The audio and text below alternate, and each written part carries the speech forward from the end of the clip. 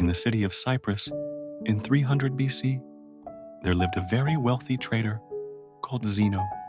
While on a voyage from Phoenicia to Piraeus, his boat sank, along with all of his cargo, because of that single event, an event that was entirely out of Zeno's or anyone's control. This very wealthy man suddenly became poor in an instant.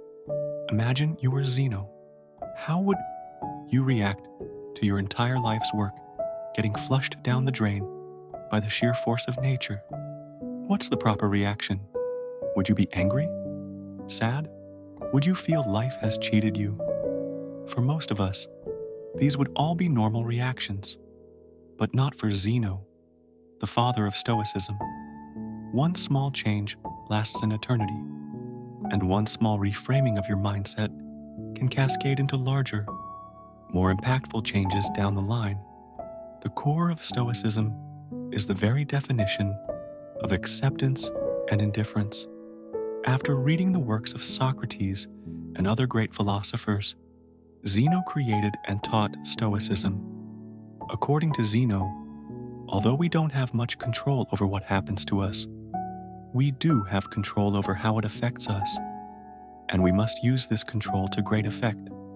Rather than crying over spilled milk, or in this case, drowned goods, Zeno focused on maintaining his composure, remaining calm and neutral, despite his predicament. Modern misconceptions about Stoicism. Today, people inadvertently view Stoics as people who cannot be broken, people who don't linger in emotional extremes, like fits of rage or bouts of anxiety. But the original idea behind Stoicism was much more than that. Rather than just a way to describe unemotional people, Stoicism was a way to view, describe, and understand the world. It was a way of life, and that way of life has lasted for centuries. Stoic philosophy can be applied to situations today the same way it was applied thousands of years ago, and its benefits are just as impactful. Stoicism allows us to process negative emotions from negative experiences and turn them into thoughts that give us a unique perspective of the world. Perspective is everything, and everyone in the world has different experiences, and thus different perspectives. Since the Stoics gathered, discussed, and taught philosophy in public, their philosophy was widely known. They believed Stoic principles could benefit anyone, so it didn't make sense to hide that knowledge behind school walls or palace courtyards. As a result, everyone, from slave to emperor, could learn and become a Stoic, and they did. Some of the world's most notable Stoics include Epictetus, whose name means acquired, as he was once a slave, Seneca, a renowned statesman, and Marcus Aurelius, a Roman emperor and one of the most powerful men to ever live.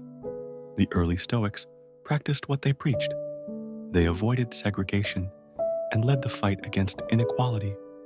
They even invented the word cosmopolitan, which literally means citizen of the world. Today, when we hear that word, we think of cities like New York, Toronto, Dubai, or London because of their diversity. This was the unity the Stoics preached. At Stoicism's founding, women weren't allowed to pursue philosophy, but Stoics disagreed completely. Musonius Rufus, Epictetus's teacher, once said, "It is not men alone who possess eagerness and a natural inclination towards virtue, but women also. Women are pleased, no less than men, by noble and just deeds, and reject the opposite. Since that is so, why is it appropriate for men to seek out how to live well, to practice philosophy, but not women?" Even then, women were allowed to learn Stoicism and become Stoics themselves. Why people adopt Stoicism? So why do so many people adopt Stoicism as a way of life? In a world full of unexpected turns, our emotions can get in the way. In reality, we don't get sad because bad things happen. We get sad because unexpected bad things happen. Rain is a good thing. It waters plants, provides for livestock, and cools the air. But when a dark cloud catches you without an umbrella, never fun. So why don't we cry when it rains? Because we've learned to expect it. It's unavoidable. We can't control the weather. The rain passes, the light returns. Stoicism teaches us to expect that everything bad that can happen will happen. Picture the worst outcome and be content knowing it could. Voluntary discomfort, building resilience. One Stoic exercise is voluntary discomfort aimed at increasing gratitude. Sleep on the floor. Take cold showers. Eat only potatoes for days. This teaches you, no matter how hard it gets, you'll survive, even thrive, if your mindset is right. By enduring discomfort, we prepare mentally for future misfortunes.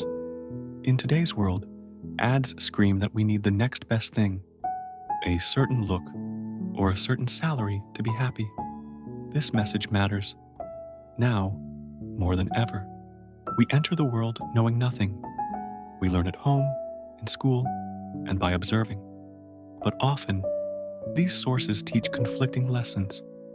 The question is, do we need to internalize all of it? If we do, we might set unrealistic expectations, leaving us disappointed. That's no way to live. Instead, we should focus on improving for ourselves, not for external validation. Attaching secondary hopes to our actions almost always leads to disappointment. Why external happiness fails. Often, we try to fill emptiness with externals. A fancy car, a house, even a family. Sometimes we do these for their external value, not their internal value.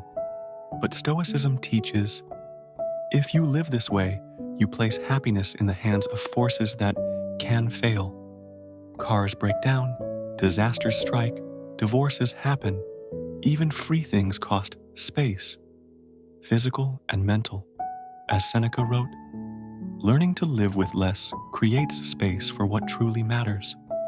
Instead, we must place happiness on our intrinsic value, not on what we own. We must keep a cool head no matter what life throws. Because while we can't control most of what happens, we can control how we react. The dichotomy of control. This is the dichotomy of control. Stoicism's most important principle. Epictetus said, the chief task in life is this: identify and separate matters. Ask, what's beyond my control, and what's within my choices?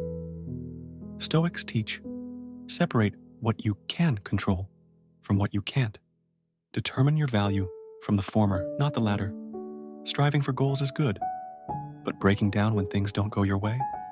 To a Stoic, that's useless. Take making YouTube videos. Easier than being a Roman emperor, but still challenging. You brainstorm, research, script, film, edit, and upload. Until you hit upload, it's all you. After, it's up to the algorithm. Yet many judge success by views or followers, metrics beyond their control. Stoics say, judge success by effort, not outcomes. Trust the process. Living with less means freeing yourself from societal handcuffs. Imagine someone works hard for 6 months, expecting a promotion. They hand their boss a performance report, but get rejected. They go home thinking, I suck. They don't consider, maybe the boss was angry, maybe someone else was better qualified, maybe the company couldn't afford it. If they'd valued the quality of their work and kept improving, they'd be happier. With the right perspective, the goal isn't diminished, just postponed. A true Stoic doesn't measure success by money, but by the ability to live well without it. The 4 virtues of Stoicism. Stoicism has 4 core virtues: wisdom, courage, Temperance, justice. Wisdom is separating internal from external and choosing our reactions. As Viktor Frankl said, between stimulus and response, there's a space. In that space is our power to choose. Courage, 2 words, persist and resist. Temperance, or moderation, is doing more with less. While billionaires fight for Forbes' top spot, Stoics believe wealth's limit is enough. Justice is the greatest virtue. It teaches no one should harm another. We're born for each other, to do good, not just for ourselves. Nelson Mandela, a Stoic leader. Nelson Mandela, one of Africa's greatest leaders, fought apartheid and was imprisoned for 27 years. Upon release, he was elected president. Many expected brutal revenge.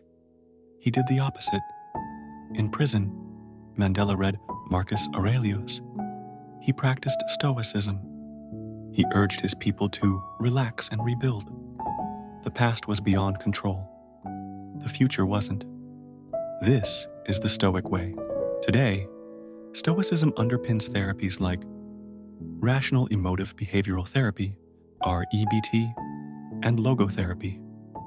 REBT helps patients challenge negative thoughts with logic, replacing them with healthier beliefs. Logotherapy, based on Stoic principles, says humans are driven by purpose. Even in darkness, we can find meaning. Of course, this is easier said than done. It's a process. We must rewire our thinking. Out with the old, in with the new. To fix our happiness problems, we must practice self-worth. Redefine value by what we can control, not what we can't. Stoicism helps us navigate storms into calmer waters. And if our ship sinks, we can take peace in having lived a good life, even if shorter than hoped.